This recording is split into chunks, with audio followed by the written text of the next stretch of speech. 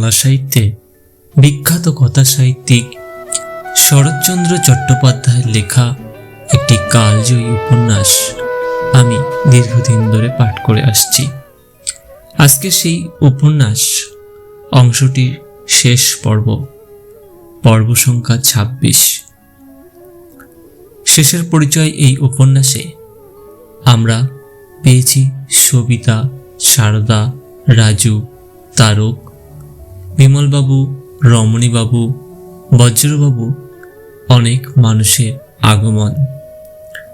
তাদের জীবন এক এক দিকে প্রবাহিত হয়েছে, উপন্যাসের মধ্যে এক একভাবে তাদের আগমন ঘটেছে। আমরা হয়তো বিশ্বাস করি দিনের শেষে হয়তো সব ঠিকই হবে, কিন্তু এই শেষের পরিচয় উপন্যাসে আজকে দেখতে যাব সেই তারকের পরিণতি, রাজুর পরিণতি, সেই রেনুর পরিণতি, এমনকি সবিতা সারদার শেষ পরিণতি কি হয়েছিল। বিস্তারিত আর ভূমিকা না করে আমরা উপন্যাসের শেষ অংশে চলে যাই। তারকের বিবাহ নির্বিঘ্নে চুকিয়া গেল। বিমলবাবু কলিকাতায় আসিয়াছেন, সবিতা প্রস্তুত হইয়াছেন বিমলবাবুর সহিত তীর্থ ভ্রমণে বাহির হইবার জন্য। আগামীকাল তাহারা রওনা হইবেন। পুরাতন দরওয়ান মহাদেও ব্যতীত বিমলবাবু দাসী ও রাধুনী সঙ্গে লওয়ার ব্যবস্থা করিয়াছেন। রাখালকে ডাকায়া সবিতা তাহার হাতে বজ্র বিহারীবাবুর শিলমোহর করা গহনা সমত বাক্সটি তুলিয়া দিয়া বলিলেন, এ গহনা রেনুর। সে না নিতে চায় সংসারে মাতৃহীনা মেয়েদের মধ্যে, এ তুমি বিলিয়ে দিও রাজু। এ সমস্ত আটকে রেখেছিলাম, যার জন্য সেই যখন চরম দারিদ্র মাথায় তুলে নিল, আমি আর এ বোঝা বয়ে মরি কেন? ১.৫ লক্ষ টাকা দামের যে সম্পত্তি আমার নামে ছিল, সে কেনা হয়েছিল রেনুরই বাপের উপার্জনের টাকায়। সে সম্পত্তি রেনুর নামে ট্রান্সফার করে রেজিস্ট্রি করে দিয়েছি। এই নাও সেই দলিল ও কাগজপত্র। সে না গ্রহণ করে এ সম্পত্তির যে ব্যবস্থা তুমি নিজে ভালো বুঝবে তাই করো। আর এই ১০০০ কয়েক টাকার কোম্পানির কাগজ ও আমার এই হার, বালা, চুড়ি আর বিয়ের সময় আমার বাপের দেওয়া যা যা, এ আমি তোমার ঘর করতে যে আসবে অর্থাৎ আমার বৌমাকে আমার যৌতুক দিয়ে গেলাম। এ তার শাশুড়ির আশীর্বাদী। ফিরিয়ে দেও না বাবা। সারদা দূরে দাঁড়াইয়া রাখালের মুখের পানে চাহিয়া মৃদু হাসিল।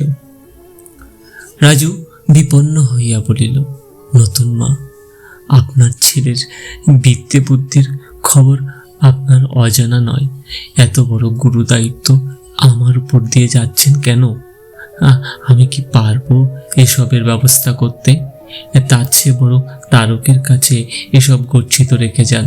সে আইনজ্ঞ মানুষ, বিষয় সম্পত্তির ব্যাপার বোঝে সুঝে ভালো। তার হাতে থাকলে সুব্যবস্থা হতে পারে। সবিতা বলিলেন, আমাকে কি তুই নিশ্চিন্ত হয়ে যেতে দিবি না রাজু? তারপরে কারো কণ্ঠে বলিলেন, যে উদ্দেশ্য নিয়ে তোমার কাকাবাবুর হাত থেকে সমস্ত একদিন নিজের হাতে নিয়েছিলাম, তা সার্থক হলো না। তোমার কাকাবাবুর ডুবে যাওয়া কারবারের তলায় এগুলো সেদিন তুলিয়ে গেলেই ভালো হতো। হয়তো এর চেয়ে সান্ত্বনা পেতাম তাতে। রাখাল কুণ্ঠিত হইয়া বলিল, কিন্তু যে যাই বলুন নতুন মা, আমি কিন্তু এসব আর্থিক ব্যাপারে নিতান্তই অজ্ঞ। আমাকে দিয়ে। সবিতা ধীর কণ্ঠে বলিলেন, ভয় পেও না রাজু, তুমি এ সম্বন্ধে যে ব্যবস্থাই করবে সেইটাই হবে এর সুব্যবস্থা আর শুভ ব্যবস্থা। সবিতারা প্রথমেই যাত্রা করিলেন দ্বারকা। সেখান হইতে বহু স্থানে ঘুরিতে ঘুরিতে গুজরাট, রাজপুতানা, প্রভৃতি ভ্রমণ করিয়া আগ্রায় আসিয়া পৌঁছিলে বিমলবাবু জিজ্ঞাসা করিলেন, মথুরা বৃন্দাবন দেখবে না সবিতা? এখান থেকে খুব কাছে। সবিতা বলিলেন, শ্রীকৃষ্ণের লীলাক্ষেত্র প্রবাস দেখলাম, দ্বারকা দেখলাম, মথুরা বৃন্দাবনী বাদ বাকি থাকে কেন? চলো যাই।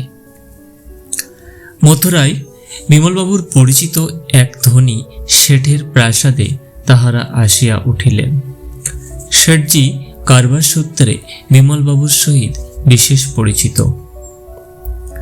তিনি তাহার সুরম্য গেস্ট হাউসে বা অতিথি ভবনে বিমলবাবুদের থাকিবার বন্দোবস্ত তো করিয়া দিলেনই, নিজের একখানি মোটর কারও বিমলবাবুর সর্বদা ব্যবহারের নিমিত্তে ছাড়িয়া দিলেন।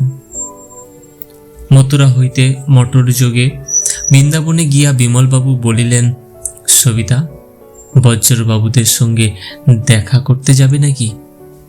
সবিতা বলিলেন, পাগল হয়েছ? আমরা দেবদর্শন করতে এসেছি, তাই দেখে ফিরে যাব।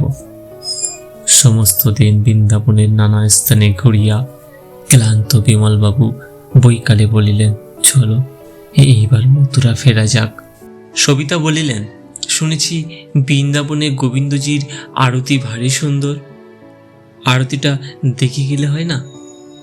বিমলবাবু বলিলেন, বেশ তো, আরতি দেখেই ফেরা যাবে। বিস্তৃত একটি মাঠের পাশে গাছতলায় মোটর রাখিয়া তাহারা 17 ইঞ্চি বিছিয়া বিশ্রাম করিতে বসিলেন। মহাদেব দরোয়ান বিমলবাবুর চায়ের সরঞ্জাম পূর্ণ বেতের বাক্স গাড়ি হইতে নামাইয়া স্টোভ জ্বালিয়া গরম জল প্রস্তুত করিতে প্রবৃত্ত হইল। সবিতা চা খান না, কিন্তু নিজ হস্তে চা তৈয়ারি করেন। অ্যালুমিনিয়াম কেটলি হইতে ফুটন্ত জল চীনামাটির চা পাত্রে ঢালিয়া চিনি, চা, দুধ প্রভৃতি মহাদেহ সবিতার সম্মুখে অগ্রসর করিয়া দিল। ক্লান্ত কণ্ঠে সবিতা বলিলেন, মহাদেব, তুমি আজ চা তৈরি করো, আমি ঘুরে ঘুরে বড় ক্লান্ত হয়েছি। বিমলবাবু উদ্বিগ্ন হইয়া বলিলেন, তোমার শরীর খারাপ ঠেকছে নাকি? তাহলে আজ আর মন্দিরে ভিড়ের মধ্যে গিয়ে কাজ নেই। সবিতা বলিলেন, না, এমন কিছুই হয়নি, আরতি দেখব। সংকল্প যখন করেছি, না দেখে ফিরে যাব না। প্রান্তরের প্রান্তে সূর্য অস্তাচলে নামিয়া গেলেন। গাঢ় রাঙা আলোয় নীল আকাশ, সবুজ মাঠ আরক্তিম হইয়া উঠিল। কুলাইগামী পাখির কলকোলাহলে বৃন্দাবনের গাছপালা ও কুঞ্জ মুখরিত হইয়া উঠিয়াছে। সবিতা স্তব্ধভাবে মাঠের দূর প্রান্তে অন্যমনস্ক দৃষ্টি মেলিয়া বসিয়া আছেন। বিমলবাবু নীরবে সংবাদপত্র পাঠ করিতেছেন। ক্রমে সন্ধ্যা ঘনাইয়া আসিল। কাগজ হইতে মুখ তুলিয়া বিমলবাবু বলিলেন, চলো এইবার মন্দিরে যাই, পরে গেলে ভিড়ে হয়তো তোমার ঢুকতে কষ্ট হতে পারে। সবিতা সুপ্তস্থিতের ন্যায় সচকিতে ফিরিয়া চাহিয়া বলিলেন, হ্যাঁ চলো। গাড়িতে উঠিয়া বসিয়া হঠাৎ কি ভাবিয়া বলিলেন, দেখো, একটু পরেই না হয় মন্দিরে যাব আমরা, আরতির কাসর ঘণ্টা বেজে উঠুক আগে, ভিড়ে এমন আর কি কষ্ট হবে। বিমলবাবু প্রতিবাদ করিলেন না। গাড়ি এদিক সেদিক খানিক ঘুরিবার পরই আলোকিত গোবিন্দজির মন্দিরে আরতির বাজনা বাজিয়া উঠিল। বিমলবাবুরা মন্দিরে প্রবেশ করিলেন। গোবিন্দজির আরতি হইতেছে। সবিতা বিগ্রহ মূর্তির সম্মুখে দাঁড়াইয়া গলবস্ত্রে আরতি দর্শন করিতেছেন, কিন্তু তাহার দৃষ্টি বিগ্রহের প্রতি স্থির নয়, আশেপাশে চঞ্চল। হঠাৎ দৃষ্টি পড়িল সেই বারান্দারই এক কোণে বজ্রবাবু যুক্ত করে দাঁড়াইয়া নিষ্পলক নয়নে আরতি দর্শন করিতেছেন। ওষ্ঠাধার মৃদু মৃদু কাঁপিতেছে, নাম জপ করিতেছেন সম্ভবত। আরতি সমাপ্ত হইলে ভিড় কমিয়া গেল।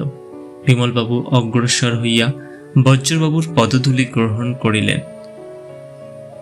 সর্পদৃষ্ট বৎ সরিয়া গিয়া বজ্রবাবু বলিয়া উঠিলেন, গোবিন্দ গোবিন্দ, এ কি? প্রভুর মন্দিরে আমাকে প্রণাম? আমি যে পাপী হলাম যে, বিমলবাবু অপ্রস্তুত হইয়া বলিলেন, আমি জানতাম না মন্দিরে প্রণাম করতে নেই, ক্ষমা করুন। গোবিন্দ গোবিন্দ, আপনি আমাদের বিমলবাবু না? চলুন চলুন, আঙিনায় তুলসী কুঞ্জের দিকে গিয়ে বসি। বিমলবাবু বলিলেন, চলুন।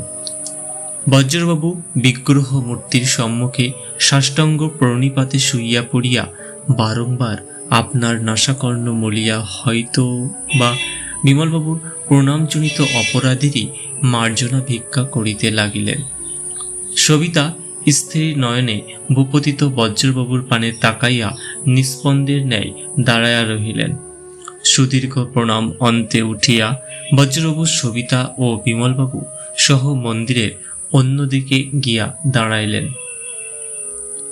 বজ্রবাবুর চেহারার পরিবর্তন হইয়াছে, মুখমণ্ডল ও মস্তক ঘোর মণ্ডিত, শীর্ষে দুগ্ধ ধবল শিখাগুচ্ছ ছাড়া আর কোনো কেশের চিহ্ন মাত্র নাই। কণ্ঠে তুলসী কাঠের গুচ্ছবদ্ধ মালা, নাসিকা ও ললাটে তিলক রেখা, হাতে হরিনামের ঝুলি, গায়ে নামাবলী, গৌরবর্ণ দীর্ঘছন্দ দেহ রৌদ্র দগ্ধ তামাটে হইয়া বার্ধক্য ভারে সম্মুখের দিকে অনেকটা নত হইয়া পড়িয়াছে। বিমলবাবুর কুশল প্রশ্নের উত্তরে ভাব গাঢ় কণ্ঠে বজ্রবাবু বলিলেন, বিমলবাবু, গোবিন্দ এই দীনহীনকে অনেক কৃপা করেছেন। যেজন বজ্রধাম এসেছে, বজ্র রেণু মেখেছে, যমুনার অবগাহন করে শ্যামকুণ্ড রাধাকুণ্ড গিরি গোবর্ধন দর্শন স্পর্শন করেছে, তার কি আর কোনো অকুশল থাকে? বৃন্দাবনে সবই কুশল, ইহলোকে আর আমার কোনো কামনাই নেই। এখানে আমি কৃষ্ণানন্দে বিভোর হইয়া আছি। সবিতা অগ্রসর হইয়া আসিয়া বলিলেন, রাজুর কাছে শুনেছি তুমি এখানে নাকি কোনো বৈষ্ণব বাবাজির আখড়ার দীক্ষা নিয়েছ। সদা সর্বদা বোধ হয় তাদের নিয়ে মেতে আছো মেজকর্তা। আমতা আমতা করিয়া বজ্রবাবু বলিলেন, তা কতকটা বটে, কিন্তু জানো নতুন বউ, আমার শেষের দিনগুলি গোবিন্দ তার চরণ ছায় টেনে এনে বড় করুণাই করেছেন। এখানে সংসারের সকল দুঃখ তাপ সত্যিই জুড়িয়েছি। সবিতা স্তম্ভিত বিস্ময়ে বজ্রবাবুর পানে তাকিয়া থাকিয়া বলিলেন, মেজকর্তা, এই যে তোমার রেসে হেরে সর্বশান্ত হয়ে মদের নেশায় মশগুল থাকা, এ আনন্দের দান কি তা জানো? মন্দিরের অন্যধারে ঘোর করতাল যুগে একদল কীর্তনিয়া গাহিতেছিল, প্রেমানন্দে ডগডগ সুধার সাগরে ডুবিয়া ডুবিয়া পিয়ে তৃপ্তি না সঞ্চারে। কৃষ্ণ প্রাণ, কৃষ্ণ ধন, কৃষ্ণ তন মন, কৃষ্ণ যে সুখের নিধি পরম রতন।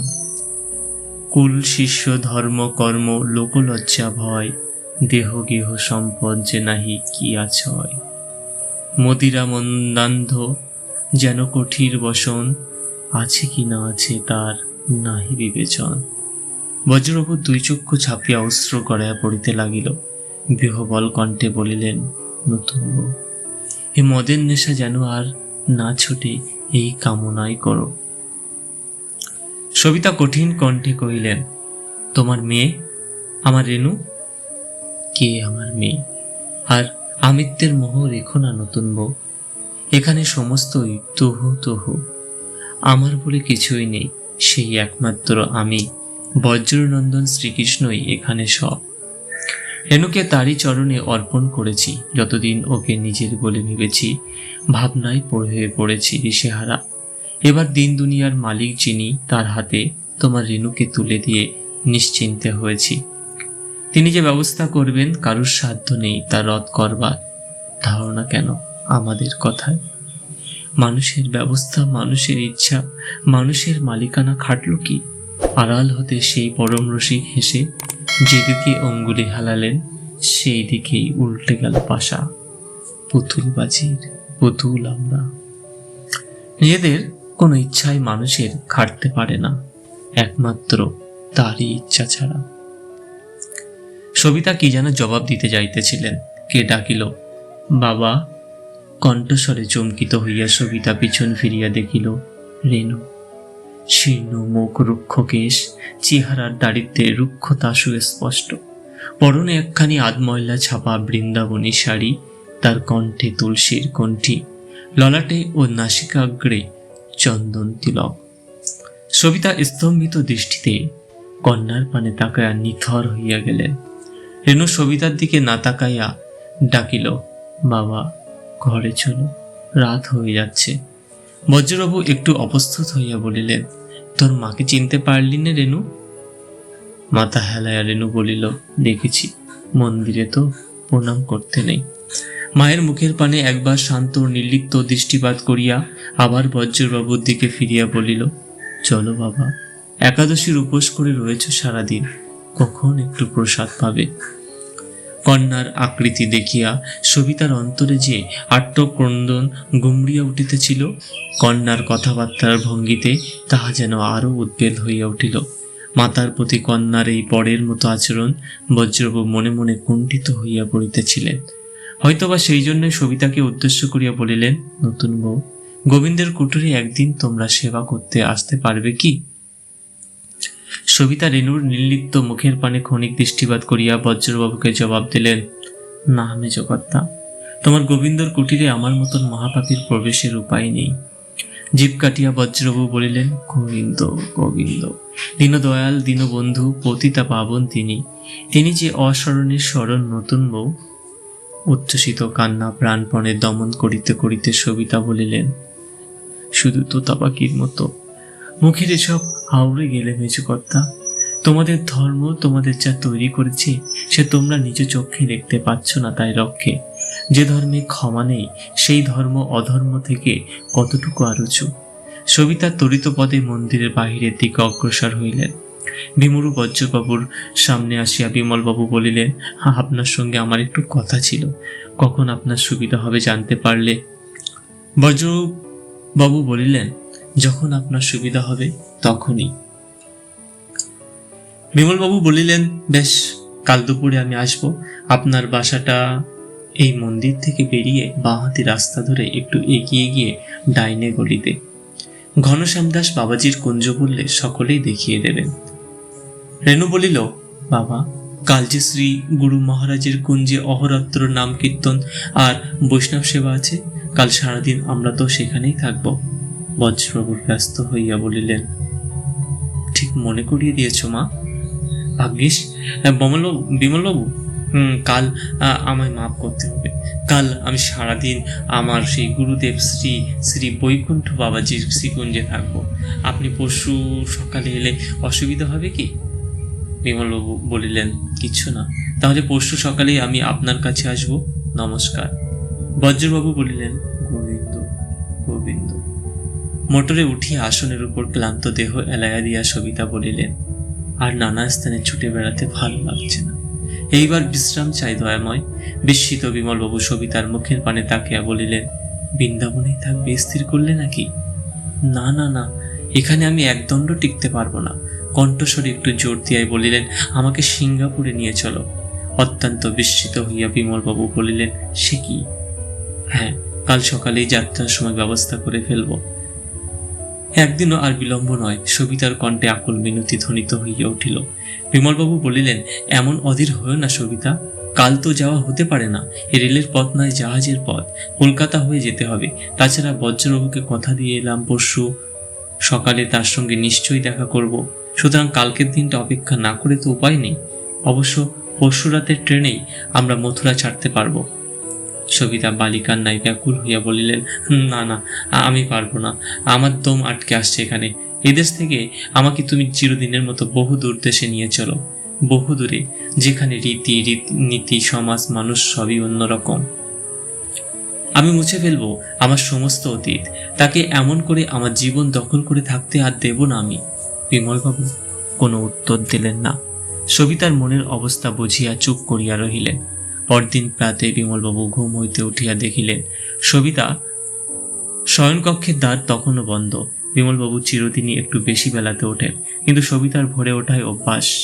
এত বেলাতেও সবিতার শয়নকক্ষের দ্বার রুদ্ধ দেখিয়া তিনি শঙ্কিত হইলেন। দুয়ারের সম্মুখে দাঁড়াইয়া দ্বারে ধাক্কা দিবেন কিনা ভাবিতেছেন। এমন সময় দুয়ার খুলিয়া সবিতা বাহির হইলেন। দুই চক্ষু রক্তবর্ণ, রাত্রি জাগরণের ক্লান্তি ও কালিমা চোখে মুছে নিবিড় রেখার ফুটিয়া উঠিয়াছে। মরণাপন্ন রোগী লইয়া সুদীর্ঘ রজনী মৃত্যুর সহিত যুজিবার পর প্রভাতে নারীর মুখের চেহারা যেমন বদলায়া যায়, এক রাত্রিতেই সবিতার মুখে যেন সেই ছবি ফুটিয়া উঠিতেছে। বিমলবাবু একবার সবিতার পানে তাকিয়া ব্যথিত দৃষ্টি অন্যদিকে ফিরিয়া লইলেন। কিছুক্ষণ কিছুই প্রশ্ন করিলেন না। সবিতা ঈষৎ লজ্জিত হইয়া বলিলেন, অনেক বেলা হয়ে গেছে দেখছি, তুমি চা পাওনি নিশ্চয়? কাপড় কেচে এসে আমি তৈরি করে দিচ্ছি এখনই। বিমলবাবু বলিলেন, ঠাকুর চা করে দিক না আজ সবিতা। সবিতা বলিলেন, না না, সে ভালো তৈরি করতে পারে না, আমার দেরি হবে না বেশি। তারপরে নিজেই কৈফিয়তের ভঙ্গিতে সহজ গলায় কহিলেন, রাত্রে ভালো ঘুম হয়নি, কাল মেজাজ বিগড়ে গেছিল, মাথায় ধরে উঠে রাত্রির ঘুমটা মাঝে থেকে মাটি হলো আর কি। যাই, চট করে স্নানটা সেরে ফেলে আসি। সবিতা গামছা হাতে লইয়া স্নান কক্ষের দিকে চলিয়া গেলেন। বিমলবাবু অন্যমনস্ক চিত্তে ভাবিতে লাগিলেন, কতখানি নিদারুণ হতাশা ও মর্মবেদনার মানুষের চেহারা এক রাত্রের মধ্যে এতখানি ম্লান ও শুষ্ক হইতে পারে। চা ঢালিতে ঢালিতে সবিতা অত্যন্ত সহজভাবে বলিলেন, কাল রাতে বেশ ভালো করে ভেবেচিন্তে কর্তব্য স্থির করে ফেলেছি, বুঝেছ? বিমলবাবু বললেন, কিসে? ওই ওদের সম্বন্ধে। এই অনির্দিষ্ট সর্বনাম যে কাহার উদ্দেশ্যে উচ্চারিত হইল বিমলবাবু বুঝিতে পারিলেন। কতখানি গভীর বেদনার ফলে অতি প্রিয় নাম আজ সর্বনামে রূপান্তরিত হইয়াছে তাহারও তাহার অজ্ঞাত রহিল না। বললেন, কি স্থির করলে সবিতা? সিঙ্গাপুরে যাওয়া স্থির করলাম। আরো দিন কয়েক তীর্থভ্রমণে বেড়ানো যাক, তারপরেও যদি যেতে ইচ্ছে করে যাবে। কেমন? না, আর তীর্থে নয়, মানুষের হাতে গড়া এই পুতুল খেলার তীর্থে ঘুরে ঘুরে শুধু ঘোড়ারই নেশার খানিক সময় কাটে মাত্র। অন্তরের প্রকাণ্ড জিজ্ঞাসার উত্তর মেলে না। এ খেলায় আর চাই মন ভুলুক, যে সত্য চাই তার মন ভোলে না। এবারে বিশ্রাম চাই।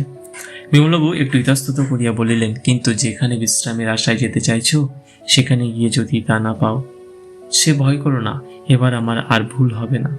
তোমার হাত দিয়ে ভগবান আমার জীবনের দিনান্তে যে সামগ্রী আমাকে পাঠিয়েছে তা সামান্য নয়। বোটা থেকে যে ফুল ছিঁড়ে পড়ে গেছে মাটিতে, সে ফুল আর কখনো শাখার বাঁধনে ফিরে আসে না।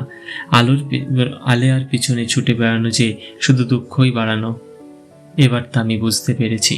অনেকক্ষণ নিস্তব্ধে কাটিয়া গেল। বিমলবাবু জিজ্ঞাসা করলেন, তাহলে টেলিগ্রাম করে দিই সিঙ্গাপুরের জাহাজের 2টো কেবিন রিজার্ভের জন্য? সবিতা মাথায় আলিয়া সম্মতি জানাইলেন। পরদিন সকালে বিমলবাবু মথুরা হইতে মোটর যোগে যখন বৃন্দাবনে রওনা হলেন, সবিতাকে বলিলেন, বজ্রবাবু তোমাকে তার বাসায় নিমন্ত্রণ করেছিলেন, একবার ঘুরে আসবে নাকি? সবিতা অসম্মত হইলেন। বিমলবাবু একাই বাহির হইয়া গেলেন। বৃন্দাবনে বজ্রবাবুর ঠিকানা খুঁজিয়া বাসায় পৌঁছিয়া দেখিলেন, রেণু পূর্বদিন রাত্রি হইতে কলেরায় আক্রান্ত হইয়াছে। চিকিৎসা ও শুশ্রূষার উপযুক্ত বন্দোবস্ত কিছুই হয় নাই।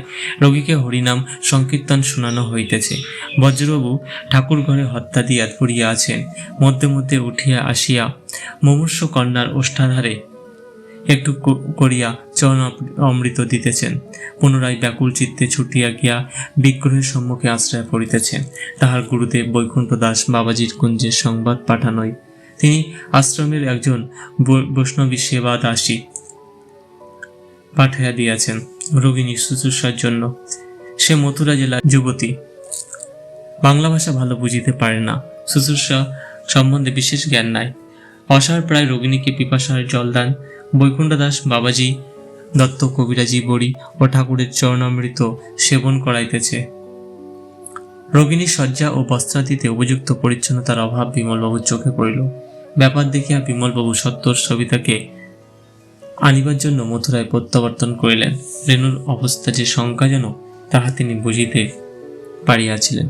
সংবাদ শুনিয়া সবিতা যেন পাথর হইয়া গেলেন। বিমলবাবু তাহাকে লইয়া কল বিলম্ব না করিয়া পুনরায় বৃন্দাবনে ছুটিলেন।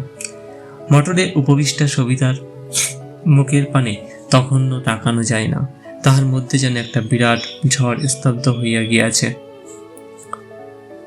বহুক্ষণ বাদে জলমগ্ন ব্যক্তির ন্যায় ছটফট করিয়া রুদ্ধশ্বাসে একবার সবিতা বলিয়া উঠিলেন, ওহ, গাড়িখানা এত আস্তে চলছে কেন? আমার নিঃশ্বাস বন্ধ হয়ে আসছে যে। বিমলবাবু 2-1টি সময় উপযোগী কথা বলিলেও তাহা সবিতার কানে পৌঁছিল না।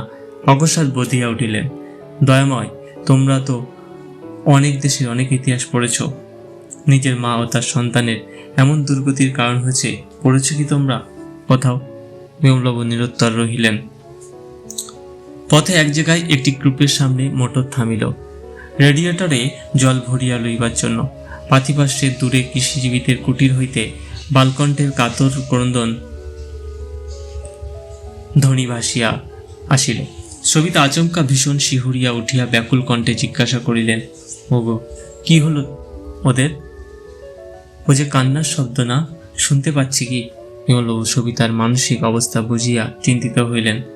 বললেন, ও কিছু নয়, ছোট ছেলে এমনি কাঁদছে বোধহয়। কিন্তু তুমি যদি এখন নার্ভাস হয়ে পড়ো সবিতা, কি করে সেখানে রোগী শুশ্রূষার দায়িত্ব নেবে?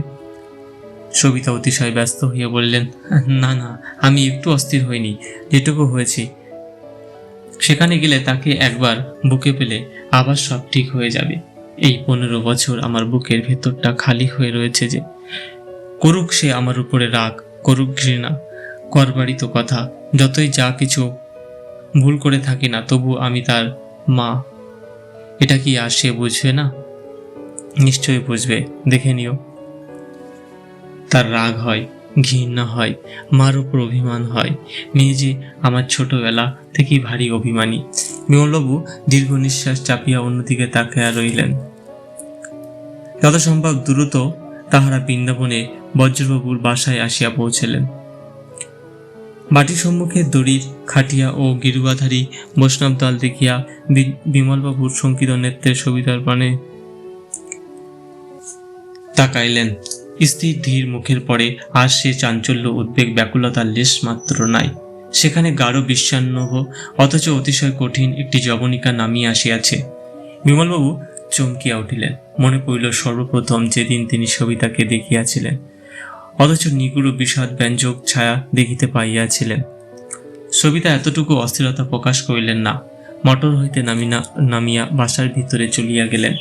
সদ্য শোকাহত বজ্রবাবু অশ্রুভগ্ন কণ্ঠে বলিলেন, এসেছ নতুন বউ? এরা সব ব্যস্ত হয়েছেন রেণুকে নিয়ে যাবার জন্য। আমি বলেছি তা হয় না, যার দান সে আসুক, তারপরে তোমরা যা খুশি করো। তোমার গচ্ছিত সামগ্রী আমি রাখতে পারলাম না, হারিয়ে ফেললাম। আমাকে মাফ করতে পারবে কি? সবিতা কথা কহিলেন না। কম্পিত অধর প্রাণপণে দাঁতে চাপিয়া নির্বাক মুখে অপরিচ্ছন্ন মেঘের একপাশে বিছানাটির পানে তাকিয়া রহিলেন। ভূমিতলে মলিন বস্ত্রাবৃত নিস্পন্দ শীতল দেহ পড়িয়া আছে। আশেপাশে জলের লোটা, চরণাবৃতের ভাণ্ড, কবিরাজি বড়ি, খল, নুড়ি প্রভৃতি ইতস্তত বিক্ষিপ্ত। সবিতা অগ্রসর হইয়া কম্পিত হস্তে শব্দের মুখ হইতে মলিন আচ্ছাদন উঠাইলেন। অতিশয় শীর্ণ, বিবর্ণ, রক্ত লেশহীন মুখ, কালিমা লিপ্ত নিমিলিত চক্ষু গভীরভাবে কোটরে বসিয়া গিয়াছে। চোয়ালের ও কণ্ঠার হাড় উঁচু হয়ে গিয়াছে। তৈলহীন রুক্ষ কেশের রাশি ঘাড়ের নিচে স্তূপীকৃত। স্নেহময়ী জননীর চোখে যেন সে মুখে বিশ্বের গভীরতম দুঃখ ও বেদনার নিগুড় ছায়া সুস্পষ্ট হইয়া উঠিল। মৃত্যুমলিন মুখখানির পানে বহুকান অশ্রুহীন নিষ্পলক নেত্রে তাকিয়া সবিতা অবনত হইয়া কন্যার তুষার শীতল ললাটে গভীর চুম্বন আঁকিয়া দিলেন। সববাহী দল অগ্রসর হইয়া আসিলে আপনা হতে তিনি সরিয়া দাঁড়াইলেন। কিন্তু বৃদ্ধ বজ্রবাবু তার আজীবনের সংযম সাধনা ভগবৎ জ্ঞান ভুলিয়া আর শিশুর ন্যায় কাঁদিয়া মাটিতে লুটিয়া পড়িতে লাগিলেন। তোর এ বুড়ো বাপকে কার কাছে রেখে গেলি? কয়েকদিন অতিক্রান্ত হইয়াছে। দুর্ঘটনার সংবাদ পাইয়া কলিকাতা হইতে রাজু আসিতেছে। তার পাওয়া গিয়াছে বজ্রবাবুর কনিষ্ঠা পত্নী অর্থাৎ রেণুর বিমাতা আসিবেন। সম্ভবত বজ্রবাবু ভার গ্রহণ করিবার নিমিত্তেই তিনি আসিতেছেন। এইরূপ সকলের আহ্বান। এই কয়েকদিনেই সবিতার দেহে আকস্মিক বার্ধক্যের চিহ্ন সুস্পষ্ট হইয়া উঠিয়াছে। চোখে মুখে অনিদ্রা ও গভীর শোকের ঘন কালি পড়িয়াছে। শুষ্ক ওষ্ঠাধরে লাবণ্যের লেশমাত্র নাই। মূল ভাব অসার। শোক জীর্ণ বজ্রবাবু সেবার সকল তার সবিতার নিজ হস্তে গ্রহণ করিয়া অহরাত্র সেই কাজের মধ্যে আপনাকে নিমগ্ন রাখিয়াছেন। ঘরের বা মেঝেই বসিয়া সবিতা কুলাই করিয়া খই বাসিতেছিল। রাজু বাবুর নৈশাহারের জন্য। পরনের শাড়িখানে অতিশয় মলিন, স্থানে স্থানে তেলা, ঘি, কালি ও কাদার দাগ লাগিয়াছে। মাথার স্মৃতি এলোমেলো, অস্পষ্ট, রুক্ষ এবং ছোট ছোট জট বাঁধিয়াছে। বিমলবাবু আসিয়া দাঁড়াইলেন। সবিতা মুখ উঁচু করিয়া বলিলেন, তুমি আর কতদিন এখানে থাকবে? বিমলবাবু বলিলেন, যতদিন বলো। সবিতা বলিলেন, ছোট গিন্নি আসছেন আজ, বোধ হয় তার আসার আগে আমার এখান থেকে চলে যাওয়া উচিত, কি বলো? বিমলবাবু বলিলেন, সে তুমি নিজে বিবেচনা করে দেখো। সবিতা বললেন, কিন্তু আমি যে বুঝতে পারছি তারা একে শান্তিতে থাকতে দেবে না। এখান থেকে একে কলকাতার টেনে নিয়ে যাওয়ার মতলবেই আসছে। বিমলবাবু বললেন, তাতে ক্ষতি কি? সবিতা মাথা নাড়িয়া বলিলেন, তা হয় না। এই অসহায় অক্ষম রোগের চোখে জীর্ণ মানুষটাকে তার শেষ আশ্রয় বৃন্দাবন থেকে টেনে নিয়ে যাওয়ার মতো নিষ্ঠুরতা আর হতে পারে না। অন্তরের টান থাকলেও ছোট্ট গিন্নি এইখানে থেকে স্বামী সেবা করতেন। বিমলবাবু চুপ করিয়া রহিলেন। সবিতা বলিলেন, এই ধুলো ময়লার দেশে তোমার খুবই কষ্ট হচ্ছে, তুমি ফিরে যাও, আমি এখানেই রয়ে গেলাম। বিমলবাবু বলিলেন, আচ্ছা। বিমলবাবু চলিয়া যাইতেছিলেন, পিছন হইতে সবিতা ডাকিলেন, শোনো, এখানেই উপন্যাসটি সমাপ্তি, যেন কোথাও শেষ হয়ে হইল না শেষ। উপন্যাসের বাকি অংশ পেলে আমাকে একটু শেয়ার করবে। এটুকুই ছিল আমার কাছে শেষের পরিচয়ের সম্পূর্ণ উপন্যাস অংশটি। ধন্যবাদ। সাহিত্য ইতিহাস চ্যানেলটিকে সাবস্ক্রাইব করে দেবে, আমাকে এতে সহযোগিতা করবে। তোমাদের ভালো লাগাই আমার অনুপ্রেরণা। ধন্যবাদ।